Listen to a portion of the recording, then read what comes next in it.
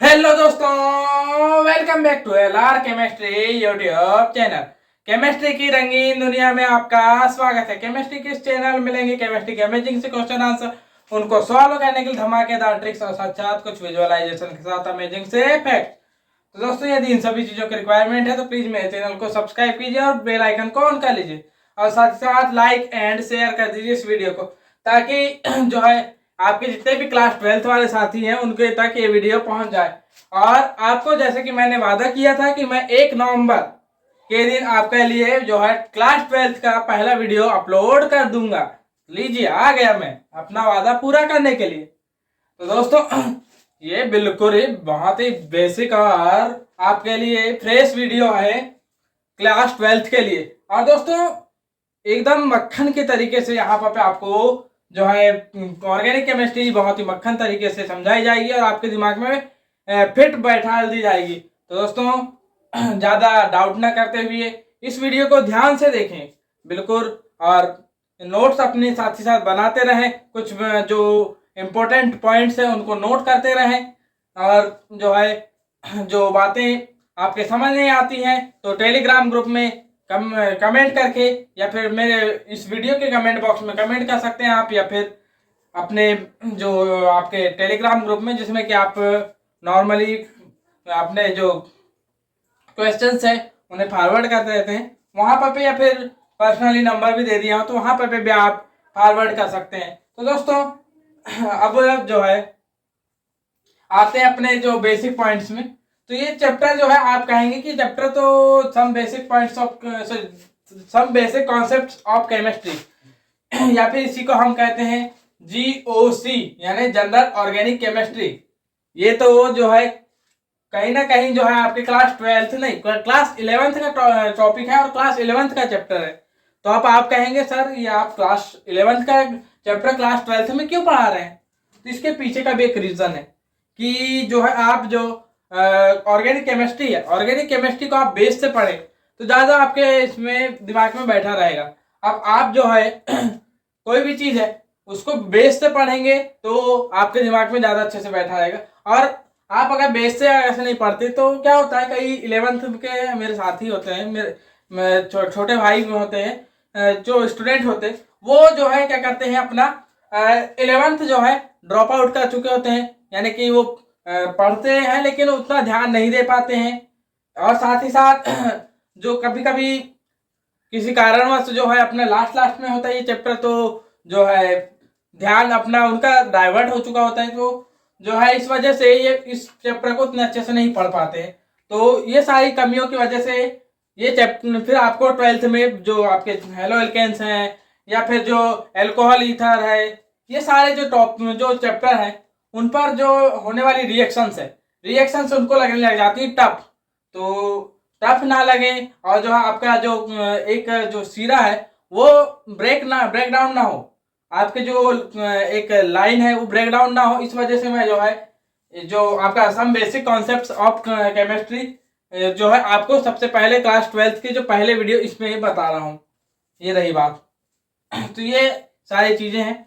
अब बात करते हैं नेक्स्ट स्लाइड में जो बातें हैं, तो वहाँ पर आते हैं और इस जो चैप्टर है चैप्टर के कहानी पूरी जानते हैं, बेसिक बातें जानते हैं। उसके बाद फिर हम बात करेंगे नेक्स्ट जो इसके जो फादर ऑफ ऑर्गेनिक केमिस्ट्री, ये जो पूरी केमिस्ट्री है ऑर्गेनिक केमिस्ट्री कहाँ से आई, क्यों आई, हमें क्यों पढ़ना पड़ता है, जबकि हमारे पास जो अलग अलग जो आपके 118 तत्व होते हैं, कुल 118 तत्वों में से 117 तत्वों की केमिस्ट्री अलग पढ़ते हैं आप, जबकि ये 118वां है, ये खैर है तो छठवां तत्व आपका, लेकिन ये एक अलग ही कंपाउंड है जिसे एक अलग ही इसकी केमिस्ट्री आप अलग से पढ़ते हैं। इसके पीछे का क्या रीजन है, और ये आपने जो है आपको अधिकतर जो कंपाउंड है आपके 117 यौगिकों के जितने कंपाउंड नहीं मिलेंगे उतने कंपाउंड इस अकेले यौगिक के मिल जाएंगे। तो जगह से मान लीजिए आपने कहीं अगर से उस ढूंढने की कोशिश की और आपने मान लीजिए 10 लाख आपने 10 लैक्स आपने कंपाउंड्स फाइंड आउट किए कहीं पर पे, अब वहां 10 लैक्स कंपाउंड में से आपको 5 लैक्स जो है 5 लैक्स आपको अराउंड मिलेंगे 117 यौगिकों 117 तत्वों के यौगिक, जबकि जो आपके 5 लैक्स है वो ऑर्गेनिक, 5 लैक्स मिलेंगे आपको ऑर्गेनिक। तो ये इसके पीछे का क्या रीजन है? लगभग 50%, अराउंड 50% जो कंपाउंड्स है उनमें ऑर्गेनिसिटी पाई जाती है, यानी कार्बनिक रसायन या फिर कार्बनिकता पाई जाती है। तो इसके पीछे क्या कारण है? और कार्बन इतना ऐसा, उसमें ऐसी क्या स्पेशल बात है कि वह अपने अलग अलग तत्वों के साथ अलग अलग बॉन्ड बना लेता है, या फिर अलग अलग तत्वों के साथ लंबी लंबी श्रृंखलाएं बना लेता है? ये तो आप जैसे मैंने आपको जो आपका लास्ट लेक्चर था जिसमें कि आपको पी ब्लॉक के 14 ग्रुप 14 के बारे में बताया था, वहां पर भी कुछ कारण बताया था। वो उनमें से कुछ कारण यहाँ पर लागू होंगे, उसके अलावा कुछ और अन्य कारण भी होते हैं। तो ये सारी चीजें होती हैं। और फिर अलग अलग प्रकार की फिर यहाँ पर आपको रिएक्शंस देखने को मिलेंगे। तो रिएक्शंस क्यों होती हैं, कितने प्रकार की होती हैं, कैसे होती है, ये सारी जानकारियां इस चैप्टर में दी जाएंगी। तो नेक्स्ट स्लाइड में हम इसकी कहानी जानते हैं। इंट्रोडक्शन। तो दोस्तों इंट्रोडक्शन बताने से पहले आपसे एक थोड़ी सी रिक्वेस्ट है कि दोस्तों अब तो मैंने क्लास 12th में चालू कर दी, प्लीज जल्दी जल्दी मेरे 1K सब्सक्राइबर कंप्लीट करवाइए, ताकि मैं जो है आपको फिर जो आपके लाइव वीडियोस आपको अपलोड कर सकूं। और जो है आपके ज़्यादा मज़ा आप खुद ही जो है महसूस करना कि आपके जो लाइव लेक्चर्स में ज़्यादा मज़ा है, जबकि जो रिकॉर्डेड लेक्चर्स हैं उसमें मज़ेदार नहीं हो पाते हैं। तो अब आपसे इतनी रिक्वेस्ट है, तो आप अपने तरफ से थोड़ा सा एफर्ट कीजिए और मुझे जल्द से जल्द 1K सब्सक्राइबर तक पहुंचाइए, और अपने थोड़े दोस्तों तक शेयर कीजिए और उनसे अपना फीडबैक जानने की कोशिश करें। तो दोस्तों इसी के साथ अब हम ज़्यादा बकवास न करते हुए आते हैं। तो यहाँ पर जो आपकी केमिस्ट्री है, केमिस्ट्री में मुख्य रूप से जो मैंने बताया हुआ था आपको, केमिस्ट्री मुख्य रूप से 3 पार्ट्स में डिवाइडेबल होती है केमिस्ट्री। ये बहुत पहले जबकि मैंने फर्स्ट चैप्टर स्टार्ट किया था 11th का, उस समय बता दिया था।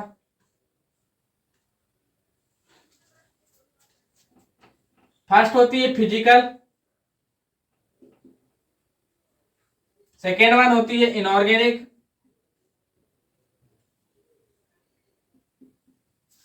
और थर्ड वन होती है ऑर्गेनिक। तो ये हुए। अब फिजिकल में क्या होता है कि आपके जितने भी फार्मूलेस हो गए या फिर जो न्यूमेरिकल्स क्वेश्चंस हो गए, ये सारी चीजें होती हैं, या फिर आपके कुछ जैसे कि नॉर्मल जैसे एटॉमिक स्ट्रक्चर पर जो आधारित कुछ क्वेश्चंस हो गए, या फिर जो यानी एक प्रकार से कहा जाए तो फार्मूले बेस्ड क्वेश्चन आंसर्स, उनको जो है आप फिजिकल केमिस्ट्री में पढ़ते हैं। या फिर जो अट्रैक्शन फोर्स वगैरह, ये थोड़ी बहुत जो जिसमें फिजिकल प्रॉपर्टीज का ज़्यादा एलोब्रेशन होता है, वो फिजिकल प्रॉपर्टीज का एलोब्रेशन हो, उन चीज़ों का आप जो है फिजिकल केमिस्ट्री में पढ़ते हैं। लेकिन जहाँ केमिकल प्रॉपर्टीज का एलोब्रेशन होगा, वहाँ पर मुख्यतः ये 2 केमिस्ट्री आपकी लागू होती है। और जो है जब अब ये तो जो रही बात है कि केमिस्ट्री जो है 3 भागों में इस तरीके से डिवाइडेबल होती है। इसके अलावा जो है आपके जो केमिस्ट्री है वहां पर जो लगभग आप जो है अब यहाँ पर भी, ये तो फिजिकल केमिस्ट्री है, जो मेन रूप से जो केमिस्ट्री वो तो आपके जो अन्य यानी सैकड़ों सालों से चली आ रही है। लगभग आप हजार साल से ज्यादा का इसका इतिहास मान सकते हैं। जो सर महर्षि कलाद है, हमारे महर्षि कलाद सर, उन्होंने जो है आपके लगभग ये 800 ईसा पूर्व तो ईस्वी के आसपास, 800 ईस्वी, 700 या 800 ईस्वी के आसपास जो है आपकी केमिस्ट्री में परमाणुवाद के बारे में, परमाणु के बारे में थोड़ा सा संकल्पना दी हुई थी।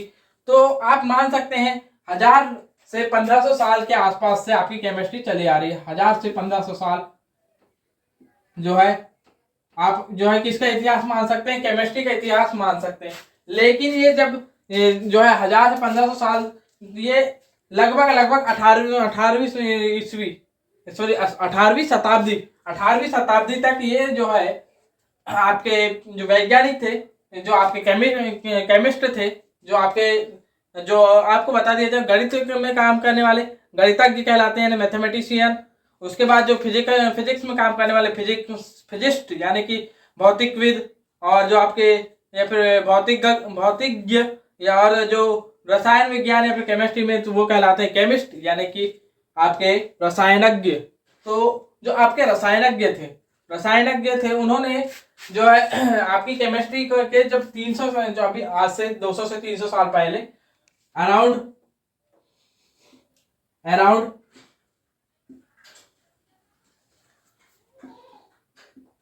200 टू 300 years ago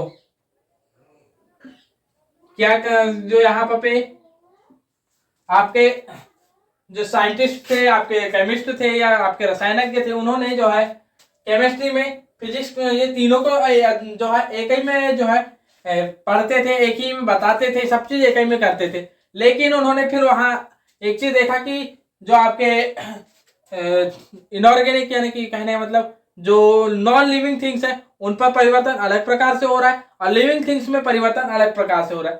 तो लिविंग और नॉन लिविंग ये दो तरीके से जो है सजीवों को यानी कि आपके जो पर्यावरण के घटक है उनको दो तरीके से उन्होंने डिवाइडेबल किए।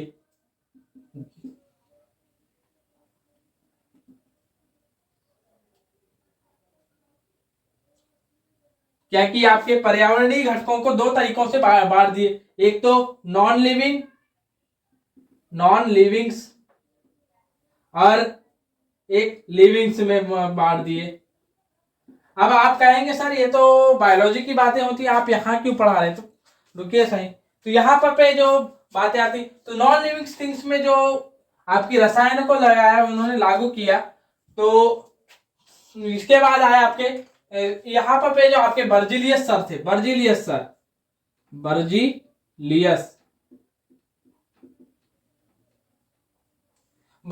सर, इन्होंने क्या किया, वो कहने लगे आपके बर्जिलियस सर कि आप जो आपके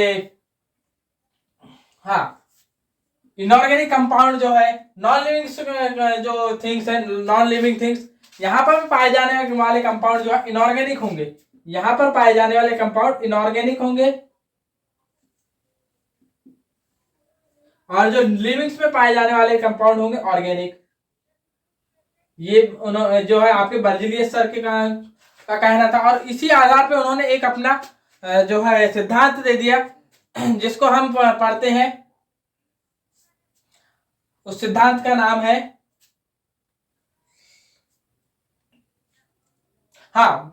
उस सिद्धांत को हम कहते हैं वाइटल फोर्स थ्योरी। उस सिद्धांत को हम कहते हैं वाइटल फोर्स थ्योरी। और अब हम वाइटल फोर्स थ्योरी के बारे में नेक्स्ट स्लाइड में जानते हैं। वाइटल फोर्स थ्योरी जो कि इन्होंने इसके अनुसार जो है वाइटल फोर्स थ्योरी के अनुसार जो आपके जो ऑर्गेनिक कंपाउंड है वो सिर्फ सजीवों में पाए जाएंगे। वाइटल फोर्स थ्योरी यानी आपके जीवंत आकर्षण बल सिद्धांत, ऐसे कुछ इसका हिंदी नाम बनता है। तो इसके अनुसार जो है जो आपके ऑर्गेनिक कंपाउंड है वो केवल और केवल जीवित जो आपके पर्यावरण के जीवित घटकों में ही पाए जाएंगे और जो जो पर्यावरण के जीवित घटकों में पाए जाएंगे और साथ ही साथ जो है इन्हें जो अजैविक घटक है उनके द्वारा इन्हें नहीं बनाया जा सकता। अजैविक या फिर अकार्बनिक घटकों द्वारा इन्हें नहीं बनाया जा सकता। कुल मिलाकर के इट इज नॉट प्रिपेयर्ड, आप शॉर्टली कह सकते हैं इस थ्योरी के अनुसार कि जो आपके ऑर्गेनिक कंपाउंड है it is not prepared in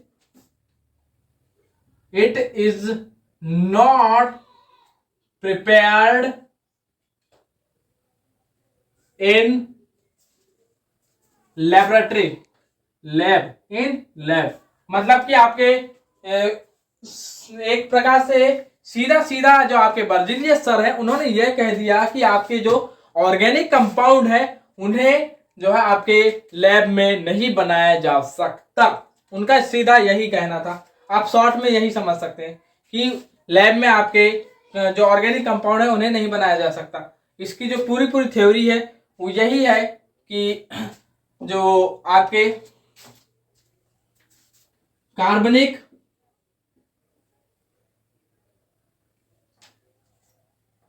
यहाँ फिर से कार्बनिक पदार्थ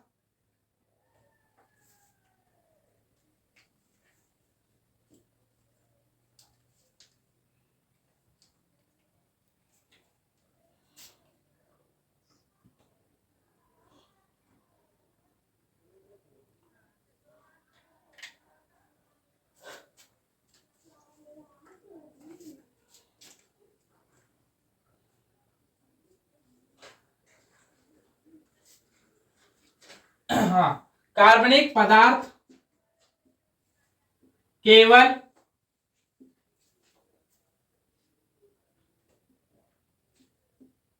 जीवित घटकों में ही पाए जा सकते हैं।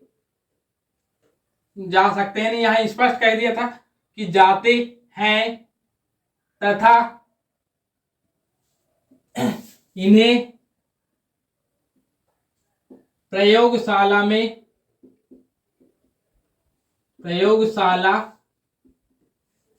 यहां पर आपको प्रयोगशाला में अकार्बनिक पदार्थों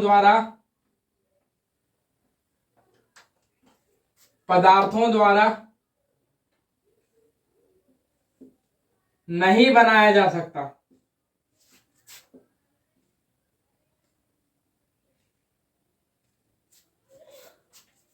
जा सकता है। ये थे आपके बर्जीलियस सर की vital force theory. Berzelius sir की वाइटल फोर्स थ्योरी कुछ इस तरीके से थी, जिन्हें फिर जो इन्हीं के एक स्टूडेंट थे उन्होंने इस थ्योरी को थोड़ा गलत साबित किया था, और जो है उसकी कहानी अलग है। लेकिन यहाँ पर कुल मिलाकर के कि यहाँ से फिर वैज्ञानिकों ने अपने अलग अलग फिर यहीं से आपकी ऑर्गेनिक केमिस्ट्री का एक प्रकार से जन्म होने लगा यहाँ पर से ऑर्गेनिक केमिस्ट्री का। और केमिस्ट्री का कुल मिलाकर जन्म तो यहाँ से नहीं हुआ मान सकते, लेकिन फिर भी स्टार्टअप कह सकते। और जो है यहाँ से केमिस्ट्री आपकी दो भागों में बंटना चालू हो गई, एक इनऑर्गेनिक केमिस्ट्री और एक ऑर्गेनिक केमिस्ट्री। अपना अलग अलग जो है क्षेत्र स्थापित करने लगे। और यहाँ पर से एक चीज बताई गई, यहाँ पर बोली गई कि जो जिनमें कार्बन है यहाँ पर से जो, और दूसरी बात कार्बनिक पदार्थों की यहाँ से एक परिभाषा दी गई जो कि अभी मॉडर्न वे में थोड़ी सी रॉन्ग है, लेकिन यहाँ पर जो बोली गई है परिभाषा, जो पुरानी परिभाषा थी वो ये थी कि आपके जो कार्बनिक पदार्थ हैं उनमें कार्बन होना अनिवार्य है। उनके अलावा कोई और तत्व है नहीं है, इनका कोई रोल कॉल नहीं है, लेकिन कार्बन होना अनिवार्य है। अब एक ही का जो, अब आपके अक्रिय गैसों को छोड़ दिया जाए तो एक ही प्रकार के एक ही जो एक परमाणु भी है, तो वो जो है कभी भी अणु हो नहीं सकते। आप खुद समझते हैं अपने आप में, क्योंकि वो पूर्ण है नहीं है, सिर्फ अक्रिय गैसें हैं। तो यहाँ पर से फिर आता है कि जैसे कि आप देखते हैं अब मॉडर्न वे में आप देखेंगे तो कार्बन होना चाहिए। तो यहाँ पर आपके मेथेन उसके उदाहरण है, मेथेन ब्यूटेन,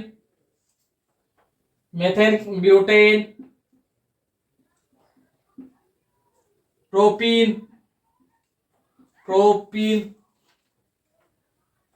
या फिर ऑक्टाइन, तो ये कुछ जो आपके उदाहरण है। तो यहां पर इनके अलावा कार्बन डाइऑक्साइड, या फिर इन्हीं के अलावा कार्बन डाइऑक्साइड, कार्बन मोनोऑक्साइड, या फिर यहीं पर साइनाइड, आइसोसाइनाइड,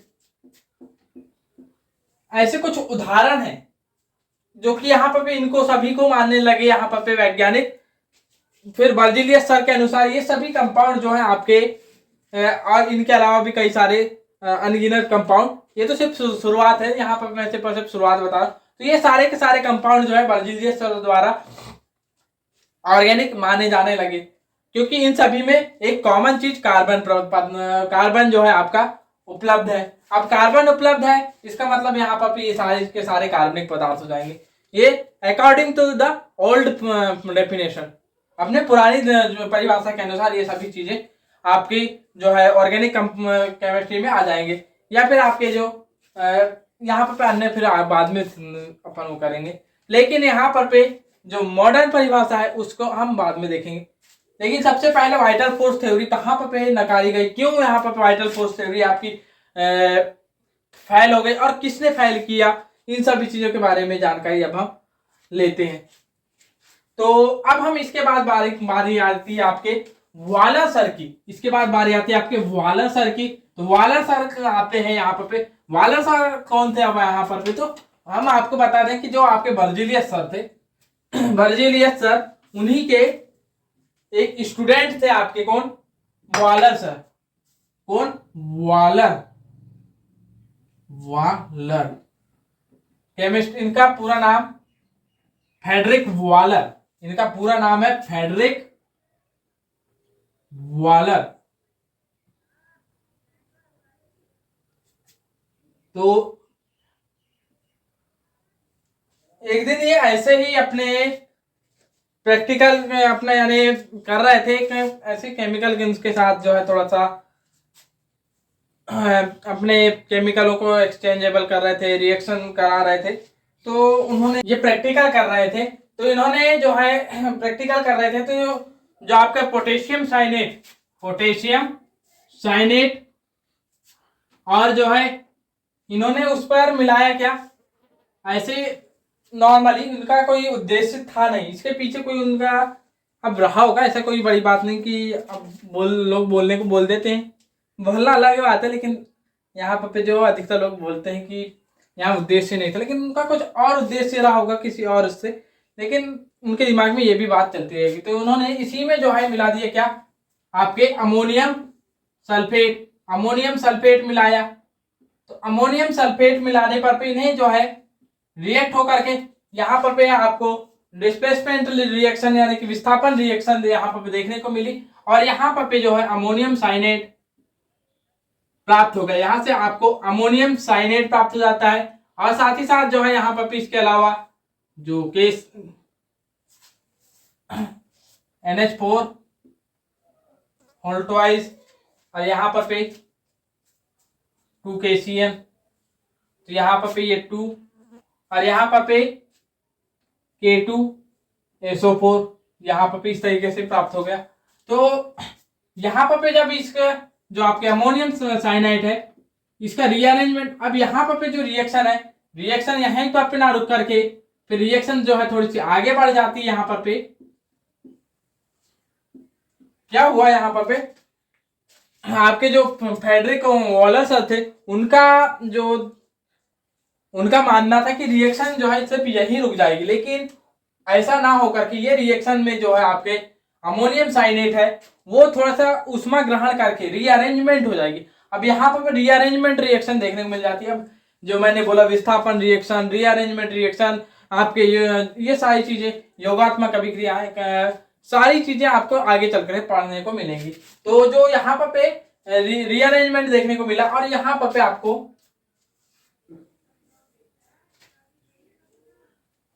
और यहीं पे रीअरेंजमेंट जो है यहाँ पे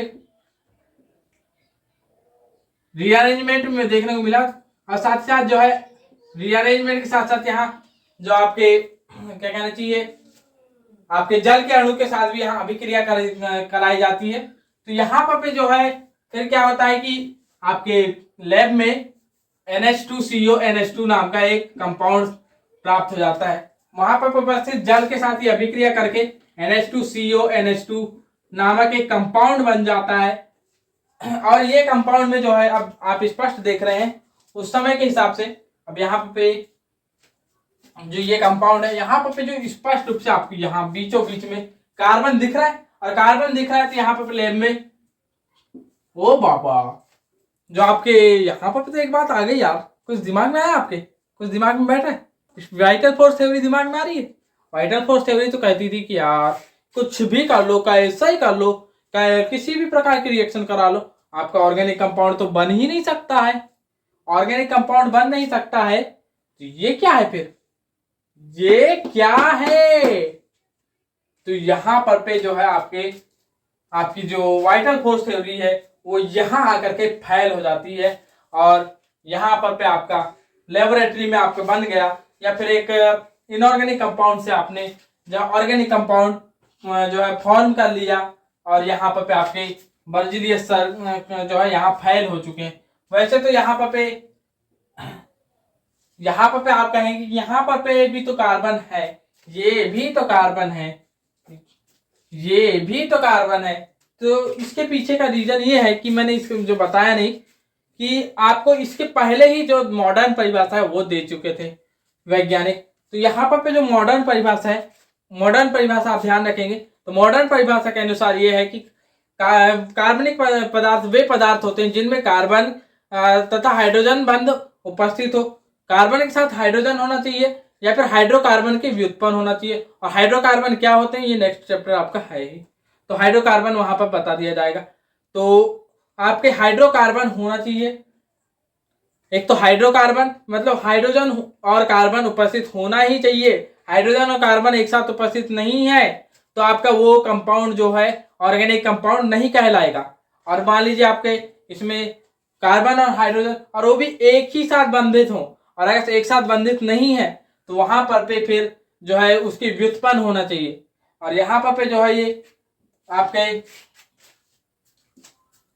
HCHO इसके व्युत्पन्न है। और यहाँ पर HCHO फिर यहाँ पर आप जाएंगे तो यहाँ पर ये कुल मिलाकर के देखा जाए तो मीथेन एक जो है आपका हाइड्रोकार्बन होता है, उसके व्युत्पन्न के रूप में आपका ये बन जाता है। थोड़ा ज्यादा लंबी रिएक्शन होती है। अब यहाँ पर वो रिएक्शन जो है पूरी तरीके से बताऊंगा तो पूरी जो है आपको 2 लेक्चर 1 लेक्चर 1.5 लेक्चर निकल जाएगा, तो अपन ज्यादा होने करते हुए तो यहाँ पर पे ये उसी का है जो आपके रिएक्शन। तो आप यहाँ पर देख रहे हैं तो यहाँ पर आपके कार्बन और हाइड्रोजन के मध्य कोई बंध नहीं है। वैसे यहाँ पर भी कार्बन और यहाँ हाइड्रोजन है लेकिन डायरेक्ट कोई बॉन्ड नहीं है, डायरेक्ट बॉन्ड है ही नहीं यहाँ पर पे। और फिर ऊपर से जो है तीन बंध जो है नाइट्रोजन के साथ संतुलित हो रहे हैं, तो ये भी अलग वो है। तो यहाँ पर नाइट्रोजन के साथ जो है इकट्ठे 3 बंध हो ही नहीं सकते आपके, तो उस वजह से ये भी नकार दिया गया। और फिर वो जो यहाँ पर भी बना यहाँ पर भी, ये तो फिर मैंने बता ही दिया कि यहाँ पे क्या बात आती है। तो ये बात रही, तो कम से कम जो हाइड्रोजन के साथ एक बंध होगा तभी आपका ऑर्गेनिक कंपाउंड होगा यहाँ पर पे। तो ये रही बात। तो यहाँ पर वाइटल फोर्स थ्योरी आपकी नकार दी जाती है, वाइटल फोर्स थ्योरी यहाँ पर आपकी फेल हो जाती है। अब फिर इसके बाद जो है इसके अलावा फिर वैज्ञानिक यही ही नहीं रुके, उसके बाद जो है एसिटिक एसिड CH3COH, फिर इसके अलावा जो है आपका अभी मैंने जो कंपाउंड लिखा था आपका जो कि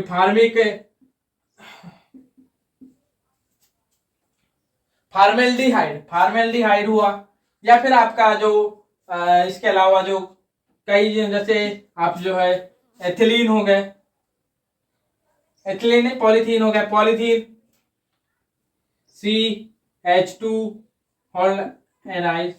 अब ये हो गया। तो ऑलमोस्ट जो है आपके अधिकतर जितने भी कंपाउंड है तो वो कंपाउंड अब जो है लेबोरेटरी में बनाए जाने लगे। इस वजह से फिर जो है ये थ्योरी आपकी वाइटल फोर्स थ्योरी तो यहाँ फेल होने लगी। तो इसी वजह से जो पहला कंपाउंड जो है आपके फ्रेडरिक वॉलर ने दिया था, इसी वजह से जो फ्रेडरिक वॉलर है इन्हीं को कहा जाता है फादर ऑफ ऑर्गेनिक केमिस्ट्री। तो ये रही बात। अब हम जो है बात करने वाले हैं कि अब जो है कार्बनिक पदार्थों की जो कहानी है वो तो हमने इस वीडियो में डिस्कस कर लिए, लेकिन जो है थोड़ा सा लंबा वीडियो ना हो जाए इसके लिए मैं जो है थोड़ा रोक ले रहा हूँ। तो अगले वीडियो में इसकी क्या कारण है कि इतने ज्यादा आपके कंपाउंड जो है ऑर्गेनिक कंपाउंड जो है इतने ज्यादा पाए जाते हैं, इसके पीछे का क्या रीजन है, ये सारी चीजें आपके, और जो है सबसे मुख्य जो बात यहीं पर पे जो आपके कितने इतने ज्यादा जो कंपाउंड है जबकि अन्य यौगिक हैं उनके कंपाउंड क्यों नहीं पाए जाते। अब आप कहेंगे कि जो अन्य यौगिक भी तो इनमें पाए जाते हैं, जैसे कि यहाँ पर नाइट्रोजन भी है, यहाँ पर नाइट्रोजन भी है, यहाँ पर हाइड्रोजन भी है, हाइड्रोजन का कंपाउंड भी कहला जाएगा। यहाँ पर जो है आप देखेंगे तो जैसे कि आपने देखा है कोई जैसे उदाहरण के ले लिया CCl4 कार्बन टेट्राक्लोराइड, ये भी आपका ऑर्गेनिक कंपाउंड है। यहाँ पर क्लोरीन है, या फिर आपका CF4 कार्बन टेट्राफ्लोराइड ये, या फिर आपके अन्य यौगिक जैसे कि आपने बात की है क्या यहाँ पे जो यूरिया में आप देख रहे हैं कि यहाँ पे ऑक्सीजन है। तो अन्य तत्व भी तो हैं इसमें, तो अन्य तत्वों की यौगिक भी तो कहलाएंगे। हम मान सकते हैं कि आप अन्य तत्वों की यौगिक इनको मान सकते हैं, लेकिन फिर भी रुकिए जहां कार्बन आ गया और जहां ऑर्गेनिक केमिस्ट्री बोल दिए, जहां ऑर्गेनिक कंपाउंड बोल दिए, वहां पर अन्य तत्वों की बात नहीं की जाती। और जो है फिर इतनी बात करेंगे हम, उसके बाद हम जैसे ही अब इतने ज्यादा यौगिक क्यों पाए जाते हैं, फिर उसके बाद जो है हम बात करेंगे कि अलग अलग रिएक्शन के बारे में बात करने के पहले उसके बाद अगले जो थर्ड वीडियो रहेगा, थर्ड वीडियो में जो अलग अलग कंपाउंड में जो यहाँ पे जैसे आपने देखा यहाँ पे आपका यूरिया में और जो ऑक्सीजन भी है और साथ ही साथ जो है नाइट्रोजन भी है, हाइड्रोजन भी है। तो स्वाभाविक सी बात है कि और जो आपके ऑर्गेनिक कंपाउंड है इनमें ये सारी चीजें तो जो हाइड्रोजन और कार्बन तो होगा, लेकिन अन्य तत्व कौन कौन से हैं? क्लोरीन है, फ्लोरीन है, हेलाइड है, ऑक्सीजन है, कौन से तत्व है, सल्फर है। ये तो इन सभी चीजों के लिए अलग अलग रिएक्शन पढ़ेंगे कि कैसे हम पता लगाएंगे कि कौन सा तत्व और कैसे पता लगाएंगे कि कौन सा तत्व नहीं है, इसके बारे में जानकारी लेंगे। उसके अलावा फिर हम बात करेंगे कि कैसे पता लगाएंगे कि कितने अमाउंट में कौन सा जो तत्व है। यहाँ पे जो किस अनुपात में आपके कौन से तत्व है, नाइट्रोजन किस अनुपात में है, कार्बन किस अनुपात में है, हाइड्रोजन किस अनुपात में है। उसके बाद हम मूलानुपात जब ये सारी चीजें पता कर लेंगे तो इनके जरिए आप मूलानुपाती सूत्र डिराइव करेंगे और मूलानुपाती सूत्रों के सहारे से फिर आप जो है मुख्य सूत्र जो आपके मॉलिक्यूलर फार्मूला है इसको डिराइव कर लेंगे। मूलानुपाती सूत्र से मॉलिक्यूलर फार्मूला बनाना तो वैसे भी आपको आने लगा है, तो इन सभी चीज़ों के बारे में जानकारी लेंगे। तो ये रही बातें। तो दोस्तों इस वीडियो को देखने के लिए धन्यवाद। जय हिंद, जय श्री राम। और अब हम अगले वीडियो में मिलते हैं कि कार्बन इतने ज़्यादा कंपाउंड क्यों बनाता है इस क्वेश्चन के साथ।